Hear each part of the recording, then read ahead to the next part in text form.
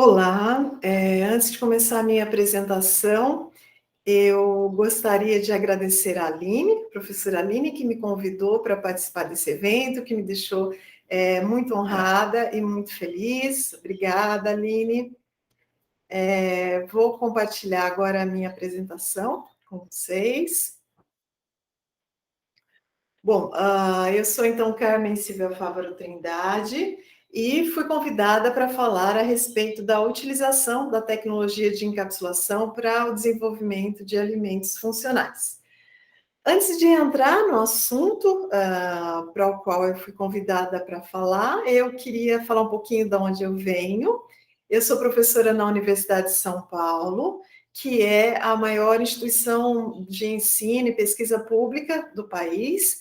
Ela fica espalhada por 8 cidades do estado de São Paulo. Eu fico em Pirassununga, que dista mais ou menos 210 quilômetros da cidade de São Paulo, onde existe o maior campus da USP e também onde fica a reitoria da nossa universidade. Quem quiser saber um pouquinho mais sobre a USP, tem aqui um vídeo que traz mais informações. Bom, eu fico então na Faculdade de Zootecnia e Engenharia de Alimentos, também conhecida como FZEA, que fica no campus USP Fernando Costa, na cidade de Pirassununga. É um campus muito bonito, uma fazenda linda.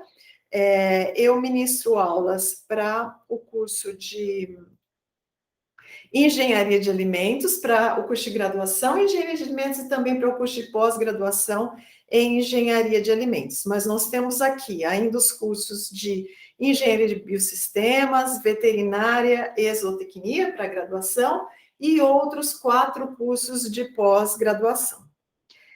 Bom, agora falando do assunto para o qual eu fui convidada para falar, que diz respeito à produção de alimentos funcionais utilizando a tecnologia de encapsulação. Então, primeiramente, o que são alimentos funcionais? São aqueles capazes de fornecer algo mais para a nossa saúde, além de nos nutrir. Então, são aqueles alimentos que têm algo mais além dos nutrientes, né? Então, algo mais além de proteína, carboidrato, vitaminas e minerais, né? Por aí vai. Quem trabalha com desenvolvimento de alimentos sabe que desenvolver alimentos funcionais não costuma ser uma tarefa simples, né? Então, a incorporação desses bioativos que conferem algo mais para a nossa saúde não é algo muito simples.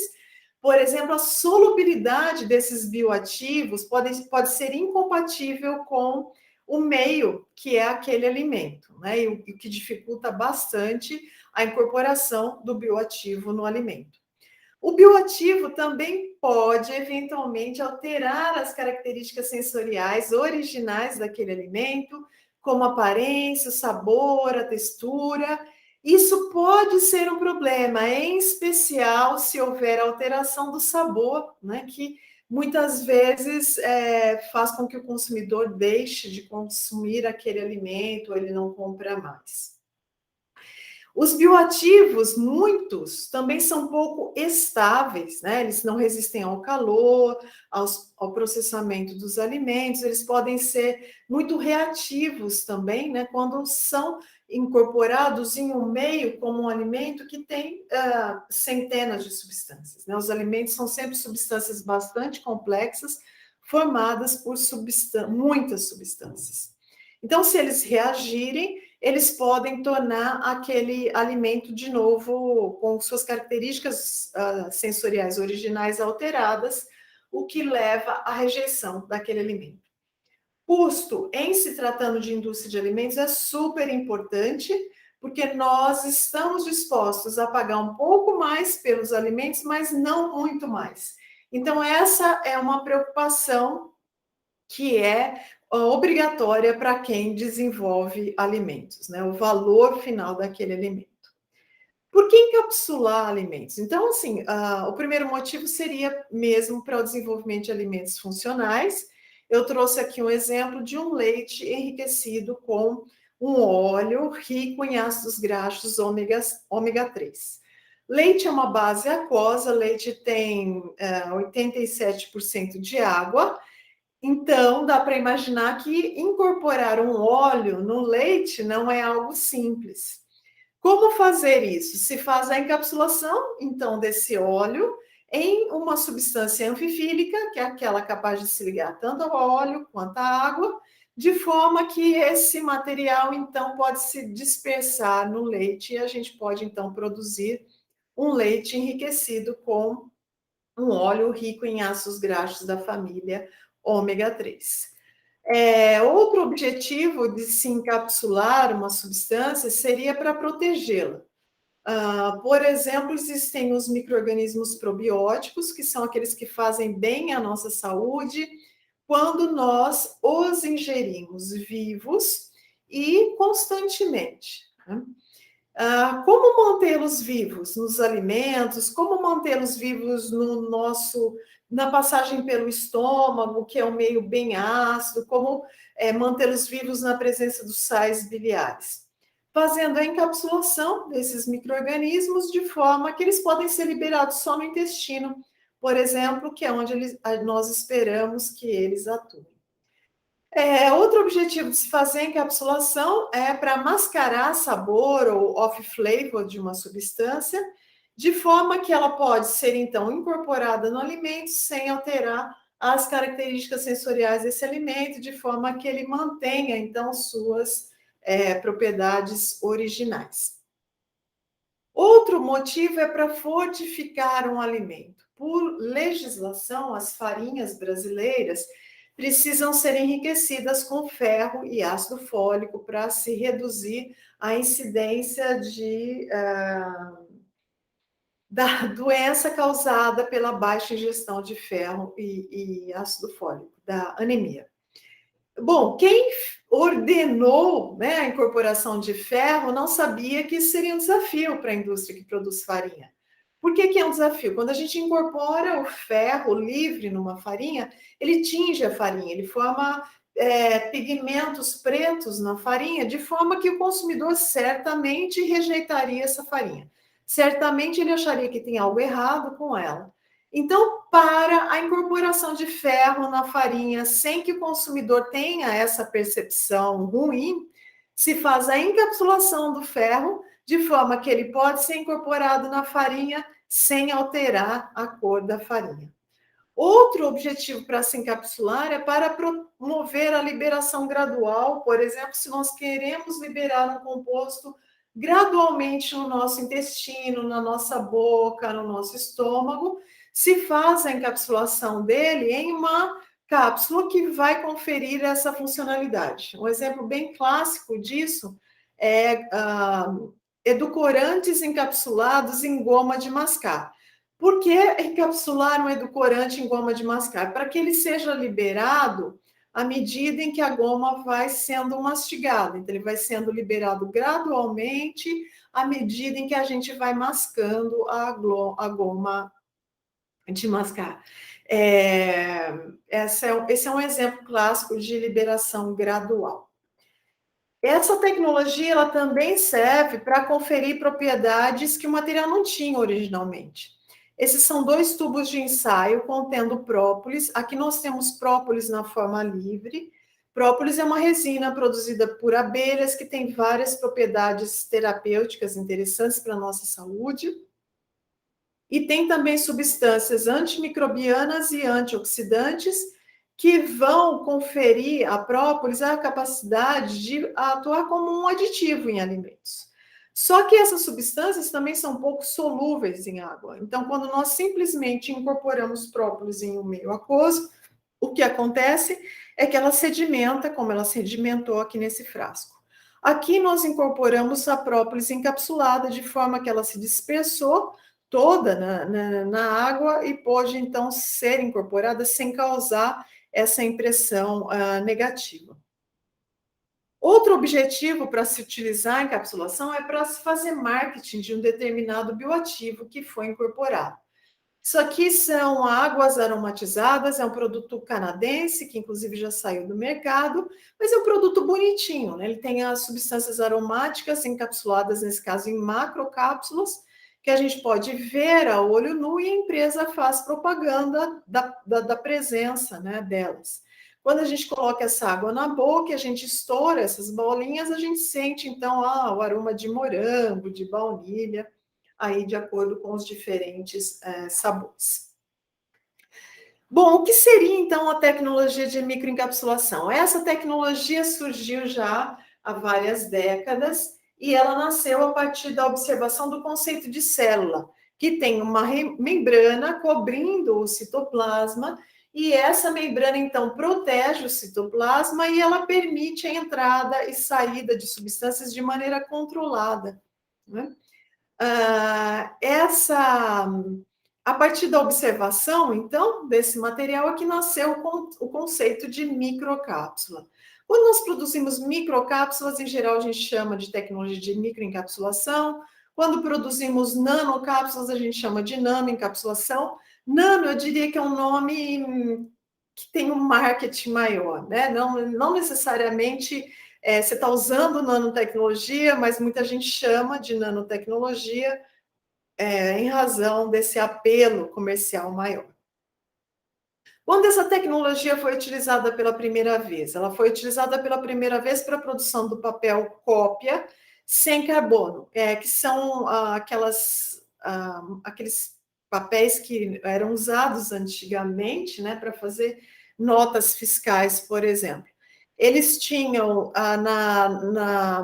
no verso da folha microcápsulas contendo um pigmento e continham também grânulos de amido, os dois impregnados no verso da folha. Quando se assinava ou aplicava pressão na folha de cima, ela rompia a microcápsula, tingindo então a folha de baixo. Isso foi uma patente de uma empresa americana que usa desde então essa tecnologia e atualmente ela é utilizada em muitos outros materiais. Na indústria de alimentos, ela foi utilizada pela primeira vez em 1960 para encapsulação de aromas. Atualmente, nós temos muitos materiais, as mais diversas indústrias encapsulados. E vocês podem estar pensando nesse momento, Carmen, mas eu nunca vi no rótulo de um alimento que estava escrito lá aroma encapsulado. A indústria não precisa declarar isso, não existe essa obrigatoriedade. Ela declara lá os ingredientes, inclusive aqueles utilizados na cápsula, mas não precisa dizer que aquele ingrediente estava encapsulado, até porque normalmente isso é segredo industrial. Quais são as estruturas produzidas por microencapsulação? Então, por exemplo, nós temos aqui microcápsulas verdadeiras, que são aquelas que têm núcleos inteiramente recobertos por uma parede, como mostra essa aqui, que tem um único núcleo inteiramente recoberto. Essa aqui tem vários núcleos e, mais de todo modo, eles estão inteiramente recobertos. Então, quando nós temos estruturas como essas, nós as denominamos microcápsulas. Quando temos estruturas como essa, onde o núcleo está disperso por todo o volume da partícula, em geral ela é chamada de micropartícula ou de microesfera. Independente do formato, da estrutura, da distribuição do núcleo, essas partículas todas têm funcionalidades importantes e que auxiliam muito na produção de alimentos. Aqui nós temos algumas formas de partículas que foram produzidas aí pelo meu grupo de pesquisa. Essas são partículas produzidas por spray drying, que é a técnica mais utilizada para a encapsulação de ingredientes alimentícios. Essa foi produzida por spray chilling, que é muito parecida ao spray drying, mas não se aplica calor. E essa foi produzida por microcanais com material emulsionado que, depois de passar pelo microcanal, foi gelificado também.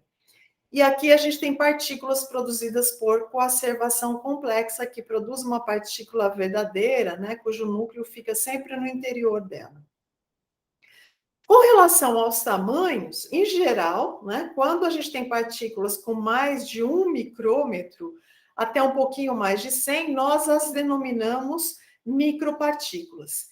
Quando elas têm tamanhos superiores a 100 micrômetros, que em geral são partículas que nós enxergamos a olho nu, como enxergamos um fio de cabelo, nós as denominamos macropartículas. Partículas com menos de 1 micrômetro são denominadas nanopartículas. Como eu disse anteriormente, existe funcionalidade para todas elas. Eu trabalho, em geral, com micropartículas, porque existem pouquíssimas circunstâncias em alimentos onde há necessidade de se trabalhar com partículas na escala nanométrica, e também porque há poucas circunstâncias onde é importante trabalhar com macropartículas, né, com aquelas que nós enxergamos a olho nu. Então, em geral, o meu grupo de pesquisa produz micropartículas. Quais são os agentes encapsulantes utilizados para isso? São substâncias comestíveis, né? Porque a gente está falando de alimentos. Então, em geral, nós utilizamos proteínas, polissacarídeos, lipídios ou misturas dessas substâncias. Quando nós queremos liberar o material no intestino, em geral se utiliza polímeros entéricos, né, que são polímeros que naturalmente vão ter essa propriedade ou que são modificados para isso, para a liberação do material, então, no intestino.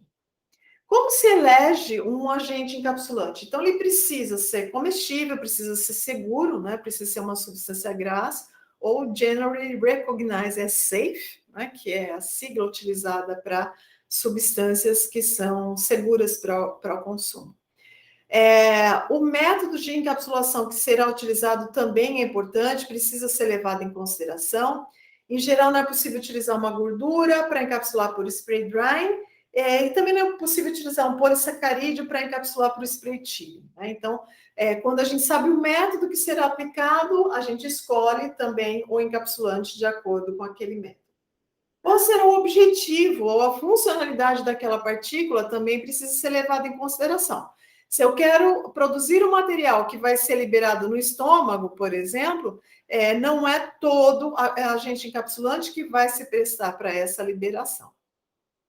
Custo, como eu já disse anteriormente, sempre precisa ser levado em consideração em se tratando da produção de um ingrediente alimentício. A disponibilidade do encapsulante também é importante. Existem substâncias que são excelentes, que têm muitas funcionalidades, mas que não estão disponíveis comercialmente. Então, elas não podem ser eleitas como um agente encapsulante. Em geral, se recomenda que essas substâncias sejam insípidas e inodoras, para que elas não alterem as características sensoriais dos alimentos. E se recomenda também que elas formem matrizes contínuas, coesas, homogêneas, para a incorporação, então, dos bioativos. Quais seriam os mecanismos para a liberação desses materiais encapsulados? Por exemplo, aplicando pressão, quando a gente mastiga ou quando a gente agita o material. Então, a aplicação de energia mecânica pode promover a liberação de alguns materiais que estão encapsulados. Outra forma é pela aplicação de calor. Por exemplo, quando eu tenho uma gordura que está sendo utilizada como encapsulante, se eu aplicar uma temperatura mais alta que o ponto de fusão daquela gordura, eu vou fundi-la, portanto, eu vou liberar o material que ela está encapsulando. Se eu tenho um material que é solúvel em água, como encapsulante, se eu aplicar essa partícula em um meio aquoso, de novo, eu vou liberar o que está encapsulado. A digestão do encapsulante também pode ser uma técnica para a liberação daquilo que foi encapsulado. De novo, se eu tenho uma proteína como encapsulante, a proteína vai ser digerida no trato digestório, e aí a gente tem a liberação daquilo que foi encapsulado. Para algumas técnicas de encapsulação, a alteração do pH e também da força iônica promove a disruptura da partícula. É o caso da coacervação complexa, que é uma técnica bastante utilizada para a encapsulação de bioativos. Os bioativos, eles também podem sair da partícula por difusão, isso depende da partícula, depende da técnica que foi utilizada por encapsulação, mas isso é possível, e alguns também são liberados por biodegradação, então pela atuação de outros micro-organismos liberando, rompendo então as partículas. Existem várias técnicas que são utilizadas para encapsulação, muitas mesmo, e se nós considerarmos pequenas alterações, né, que elas podem sofrer, existem então centenas de técnicas. Nem todas se aplicam para a encapsulação de ingredientes alimentícios, porque algumas implicam na utilização de solventes que não são comestíveis, outras implicam na utilização de temperaturas muito altas, enfim, nem todas se aplicam para a encapsulação de ingredientes alimentícios. A técnica mais utilizada para isso, comercialmente, provavelmente também mais estudada, é a técnica de spray drying ou atomização, que é uma técnica já utilizada há décadas para secagem também de líquidos, para transformação de líquidos em pós. A técnica de spray chilling, cooling ou congealing são sinônimos, né, para esse mesmo termo. Também vem sendo bastante utilizada, inclusive comercialmente, porque é uma técnica relativamente barata. Outra a técnica que é bastante utilizada para encapsulação é a coacervação complexa. Gelificação iônica também é bastante utilizada, porque é uma técnica bastante simples, barata, que não implica na aplicação de calor. Lipossomas também é bastante utilizado, embora seja uma técnica onde se agrega muito valor ao ingrediente alimentício, porque os fosfolipídios são substâncias caras, né? Quanto mais pura, mais caros eles são. Então, não se aplica para a encapsulação de qualquer material, por exemplo. E a inclusão molecular em ciclodestrina, por exemplo, também é uma técnica relativamente cara, porque as ciclodestrinas em si são bastante caras. Então, também não é utilizada para a encapsulação de qualquer material. Muitos ingredientes alimentícios, né, que conferem propriedades funcionais estão sendo encapsulados, são comercializados encapsulados. Eu escolhi 3 para falar, né? Eu já trabalhei com encapsulação de dezenas de bioativos ao longo da minha carreira, mas escolhi 3 para trazer alguns exemplos para vocês. Primeiro seriam os hidrolisados de caseína, depois os probióticos e depois os extratos.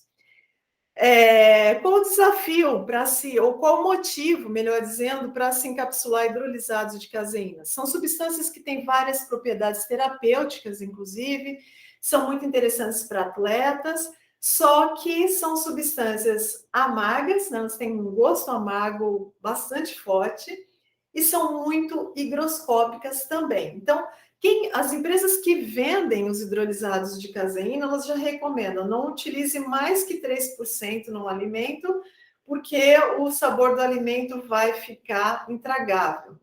Alguns desses hidrolisados, eles também volatilizam e conferem um aroma ruim.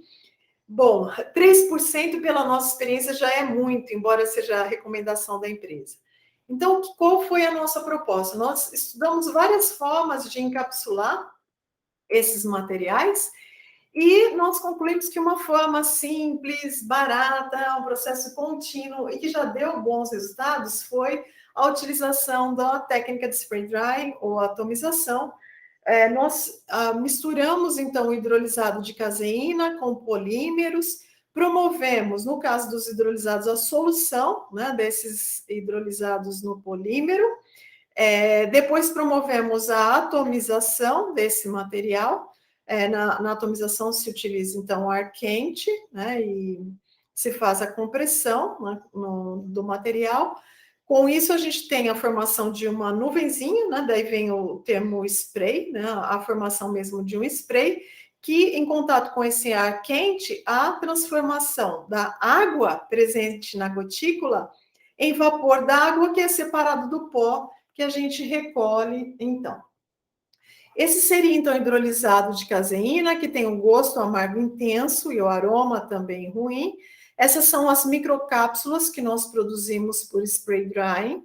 Nós fizemos a aplicação dessas microcápsulas em barras de proteína, fizemos a encapsulação, a aplicação do material na forma livre e encapsulado, e depois fizemos ensaios com provadores treinados para que eles identificassem, então, o gosto amargo nessas barras de proteína, e o que nós verificamos é que aquelas que continham o hidrolisado encapsulado, embora estivesse na mesma quantidade que aquelas barras que tinham o hidrolisado na forma livre, elas tinham menos gosto amargo, né? De forma que o consumidor aceitou melhor esse produto, né? Então, com isso, a gente concluiu que essa técnica simples, barata, propicia a obtenção desse material bioativo de forma que ele pode ser incorporado nos alimentos, numa proporção maior do que a indústria recomenda, sem alterar as características sensoriais daquele alimento. Bom, nós trabalhamos em muitas circunstâncias com a microencapsulação, utilizando a atomização. Em geral, os materiais encapsulados por essa técnica são liberados via solubilização ou em razão da alteração do pH. O tamanho das partículas varia de 1 até 100 micrômetros. É um processo contínuo, o scale-up é muito fácil, tem muitos spray dryers em várias empresas, em várias instituições de ensino e pesquisa, de forma que a possibilidade da utilização desse método é bastante grande e é utilizado, né? A técnica mais utilizada pela indústria para encapsular aditivos alimentares, ingredientes, bioativos. Ela propicia a obtenção de materiais que podem ser dispersíveis em água ou que podem ser hidrossolúveis, depende do que foi utilizado como encapsulante. Permite a utilização tanto de polímeros naturais quanto polímeros sintéticos. E uma questão é que a partícula obtida ela é como essa aqui, né, que nós obtivemos e cortamos. Ela é uma partícula oca.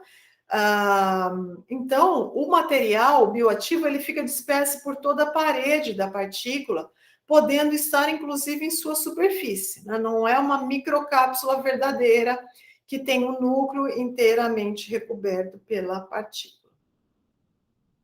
Nós trabalhamos muito, eu venho trabalhando desde o meu doutorado, há mais de 20 anos atrás, com a encapsulação de micro-organismos probióticos, que são aqueles que, em geral, nós devemos ingerir vivos, né, e constantemente, para que eles tenham os efeitos esperados em nossa saúde, que são muitos. Só que para exercer esses benefícios na nossa saúde, nossos probióticos eles devem seguir viáveis durante todo o processamento do alimento, durante toda a vida útil do alimento e também na passagem pelo sistema gastrointestinal. Quais são os desafios, então, para a microencapsulação de probióticos? São materiais biológicos e vivos, né? São seres vivos que são bastante sensíveis, então a gente deve evitar a utilização de solventes orgânicos de altas temperaturas. Não é possível produzir nanopartículas contendo probióticos, uma vez que probióticos já são partículas que têm tamanhos entre 7 e 14 micrômetros, então eles não cabem em uma nanopartícula. O encapsulante deve ser seguro para o consumo, né, como eu já disse anteriormente. Em se tratando de indústria de alimentos, o preço é proibitivo, como eu já disse, o que não acontece com a indústria de medicamentos, que também vende probióticos encapsulados. O scale-up para aplicações industriais também é um ponto a se considerar, né? Existem técnicas que são excelentes para encapsulação, mas quando se vai trabalhar em altas quantidades, né, para produzir comercialmente, não se aplica, a técnica não funciona, e então não pode ser utilizada. Nós estudamos várias técnicas para encapsulação de probióticos e produzimos o primeiro artigo onde se utilizou a tecnologia de conservação complexa para a encapsulação de probióticos. O que seria essa técnica? Em geral, se mistura uma proteína que está num pH acima do ponto isoelétrico dela, que é aquela circunstância onde as cargas se igualam, uma vez que proteínas são moléculas anfóteras, elas podem ter tanto predominância de carga negativa ou carga positiva, dependendo do pH do meio. Então, em geral, a gente trabalha com pH acima do ponto isoelétrico. Se mistura a essa proteína o ativo, né, o material bioativo, nesse caso nós incorporamos probióticos em óleo, fizemos uma emulsão, depois adicionamos um polissacarídeo aniônico, que é aquele onde se predomina a carga negativa. Veja que até esse momento nós tínhamos 2 materiais com cargas negativas. Em seguida, nós fazemos a redução do pH. Ao fazermos a redução do pH no meio, o que acontece é que nós tínhamos um polímero recobrindo a partícula que é, nesse caso, o probiótico. Ao alterar o pH da proteína, ela vai se ligar ao polissacarídeo que tem carga negativa, formando um complexo, que são essas partículazinhas aqui, né, que foi formado em razão das cargas opostas dos polímeros que foram utilizados. Depois nós secamos essas partículas e tivemos partículas como essas aqui. Por que secar? Porque se obtém esse material no meio aquoso, com uma quantidade bem grande de água, e isso para alimentos é ruim, né? Porque, por exemplo, os probióticos continuam bioativos e eles podem, então, produzir ácido e eles próprios podem se matar dentro da partícula. Então, se faz a secagem para que eles fiquem no estado latente. O que nós observamos? Nós incorporamos essas partículas em iogurte, né? E nós verificamos que para os iogurtes que tinham os probióticos encapsulados, nós obtivemos contagens relativamente altas desses probióticos, mesmo após 28 dias de estocagem, que é a vida de prateleira desses leites fermentados.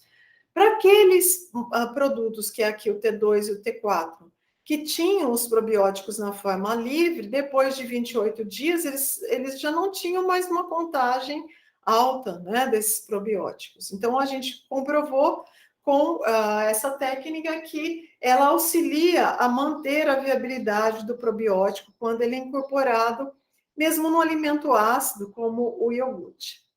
Quais são as características dessa tecnologia? Ela produz partículas que têm tamanhos que variam de 5 a mais ou menos 200 micrômetros. Essas partículas, elas exigem um processo adicional de secagem para garantir estabilidade, como eu já disse antes. A liberação do bioativo pode ser por pressão, alteração do pH, força iônica, né? Existem várias formas de liberação. Outra técnica que nós utilizamos para encapsulação de probióticos foi a técnica de spray chilling, que é muito parecida ao spray drying, só que aqui a gente faz, aqui no tanque, uma mistura do bioativo que nós queremos encapsular, nesse caso foi do probiótico, com uma gordura fundida, né, que é mantida fundida. Se faz a atomização desse material em uma câmera contra uma corrente de ar frio ou de nitrogênio líquido, por exemplo. Então, o que era um líquido se transforma em partículas, como essas aqui, que se nós olharmos no microscópio, que foi utilizado observado em microscopia eletrônica de varredura, nesse pozinho nós tínhamos partículas como essas aqui, e dentro dessas partículas, os probióticos, então, imobilizados. Nós estudamos, então, essa tecnologia e, rapidamente, algo que nós verificamos é que lactobacillus acidófilos, quando incorporado no fluido gástrico e intestinal, a população toda é exterminada a partir de mais ou menos 200 minutos. Quando ele foi incorporado na forma encapsulada por spray chilling, a população foi mantida, mesmo depois de 300 minutos de incubação no fluido gástrico e intestinal. Então, nós mostramos que essa tecnologia é eficiente para a proteção dos probióticos e, de maneira geral, ela permite a liberação dos materiais sob condições bem específicas, por exemplo, no intestino, quando há digestão da gordura. O scale-up também é muito fácil, né? Uma tecnologia que já tem sido utilizada comercialmente, inclusive no Brasil, para encapsulação de bioativos. Não é necessário emprego de temperaturas altas no processo, como é necessário no spray drying.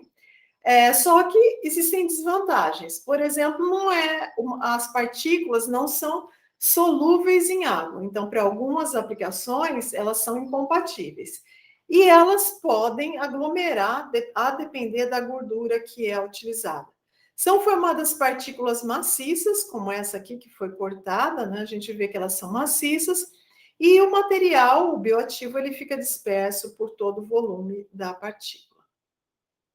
Nós trabalhamos muito também com a encapsulação de extratos vegetais, fizemos vários trabalhos, e um extrato, né, que nos trouxe resultados muito bons foi aquele obtido a partir de canela, canela do Ceilão, que é uma canela pobre em cumarina, que pode ser um material tóxico quando utilizado em grandes quantidades, e que, por outro lado, essa canela ela é rica em proantocianidinas, que são essas substâncias aqui, são compostos polifenólicos. Olha quantos anéis fenólicos tem aqui, né?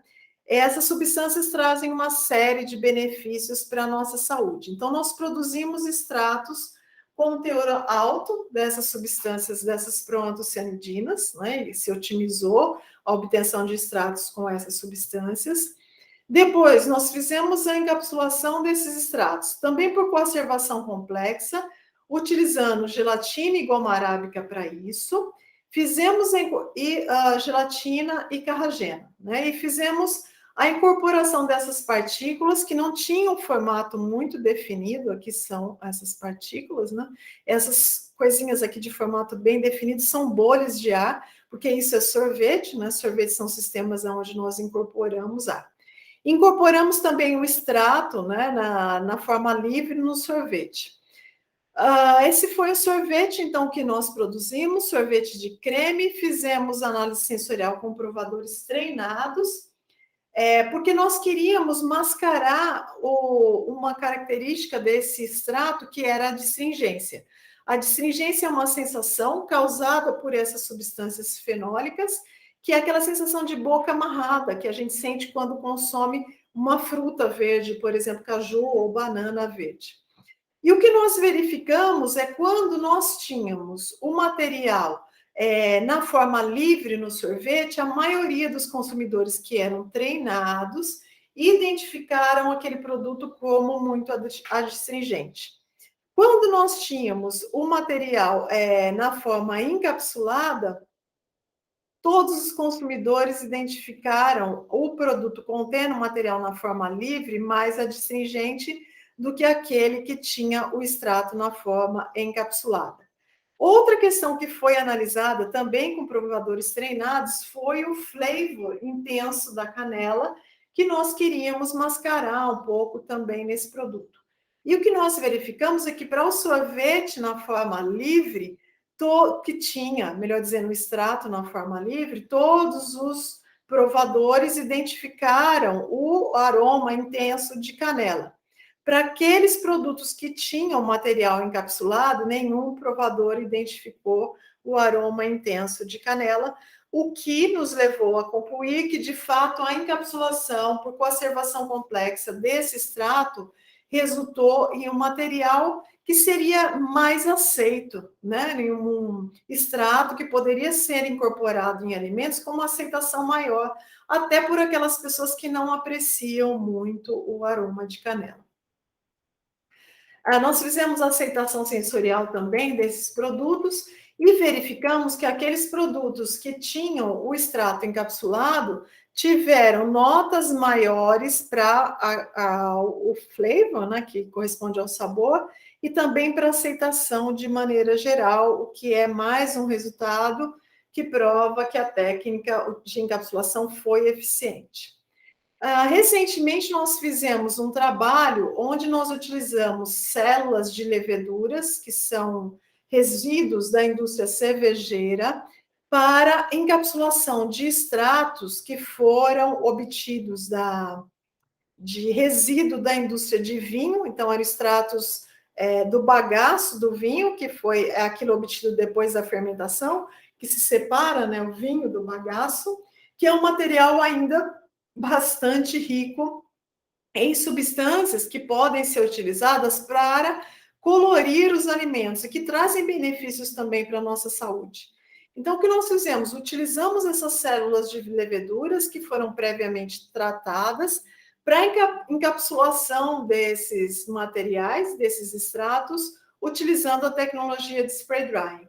Esse foi o material que nós obtivemos, nós fizemos a incorporação desse material em iogurte, né, na forma encapsulada, e tivemos materiais tingidos. Nós usamos para isso tanto o extrato de jabuticaba, quanto o extrato, o resíduo aí de vinícolas.